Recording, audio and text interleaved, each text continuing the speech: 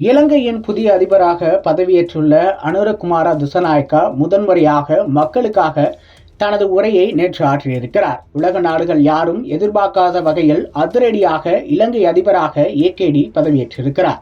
இருதுருவ அரசியல் களத்திற்கு மட்டுமே பழகிப்போன இலங்கை மக்கள் இந்த முறை அனுரகுமார திஸநாயக்காவை அதிபராக தேர்வு செய்து பெரிய மாற்றத்திற்கு விதை போட்டுள்ளனர்.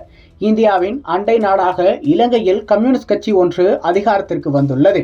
அதுவும் வலதுசாரி கருத்தாக்கம் கொண்ட இந்திய ஆட்சியாளருக்கு எதிர்துருவத்தில் உள்ள ஒரு கொள்கை வெற்றி பெற்றுள்ளது.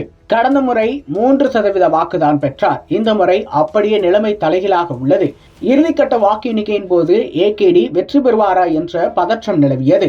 ஊகங்களை உடைத்து வெற்றி கொடியை நாட்டியுள்ள அனுரகுமார திஸநாயக்க அதிபராக பதவியேற்றவுடன் நேற்று முதல் முறையாக மக்களிடையே உரை நிகழ்த்தியிருக்கிறார். 55 வயதில் இவர் இலங்கையின் அதிபராக பதவியேற்றுள்ளது ஒரு அதிசயம்தான். அவரால் எப்படி இதை சாதிக்க முடிந்தது? அதற்கு காரணம் என்ன? இவர் கம்யூனிஸ்ட் கொள்கை ஆதரவு நிலைப்பாட்டால் இந்தியாவை எதிர்ப்பாரா, சீனாவுக்கு நேசக்கரம் நீட்டுவாரா என பல கேள்விகளுக்கு பிபிசியின் முன்னாள் ஆசிரியர் மணிவண்ணன் திருமலை விளக்கம் அளித்துள்ளார். அவர் அளித்துள்ள பேட்டியில் ஏகேடி ஒரு எளிய விவசாய குடும்பத்தில் பிறந்தவர். 1980களுக்கு பின்னர் இவர் ஜேவிபியில் ஒரு மாணவர் செயல்பாட்டாளராக சேர்ந்தார். 1987இல் இந்தியா இலங்கையில் அமைதியை கொண்டு வருவதற்காக ஒரு ஒப்பந்தத்தை போட்டது. அதை எதிர்த்து ஜேவிபி மிக கடுமையான போராட்டத்தை கையில் எடுத்தது. அதில் சேர்ந்து இயங்கினார் அனுரகுமார திஸநாயக்க. இவர் கடந்த 2014இல் தான் ஜேவிபியின் தலைவராக ஆனார். அடிப்படையில் இவர் ஒரு சிங்களர். இதற்கு முன்பாக சந்திரிகா குமாரதுங்கவின் அமைச்சரவையில் வேளாண் துறை அமைச்சராக குறுகிய காலம் பதவி வகித்திருக்கிறார் என்பதும் கூடுதல் தகவல். கடந்த அதிபர் தேர்தலில் கோத்தபய ராஜபக்சேவுக்கும் சஜித் பிரேமதாசவுக்கும் இடையேதான் போட்டி இருந்தது.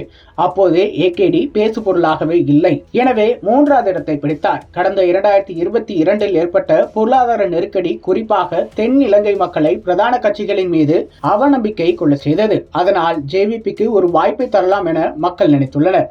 ஆகவே ஏகேடி வெற்றி பெற்றுள்ளார் என்று அவர் குறிப்பிட்டிருக்கிறார். இடதுசாரி கொள்கையுடன் 1970களில் ஆரம்பிக்கப்பட்ட மக்கள் விடுதலை முன்னணி, அதாவது ஜேவிபி, அதிகார பரவலாக்கத்தை தொடர்ந்து எதிர்த்து வந்துள்ளது.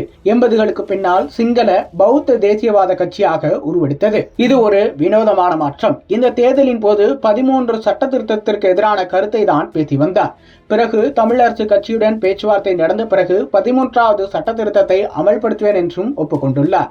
இதனால் பழைய சட்ட திருத்தத்தை அவர் ரத்து செய்ய முடியாது என்பதும் குறிப்பிடத்தக்கது. அதானி உடனான ஒப்பந்தங்களை ரத்து செய்வோம் என ஏகேடி தேர்தல் பரப்புரையின் போது ஒரு கருத்தை முன்வைத்தார். வங்கதேசத்தில் கூட புதிய அரசு அமைந்ததும் அதானி ஒப்பந்தம் விலக்கப்படும் என்றது.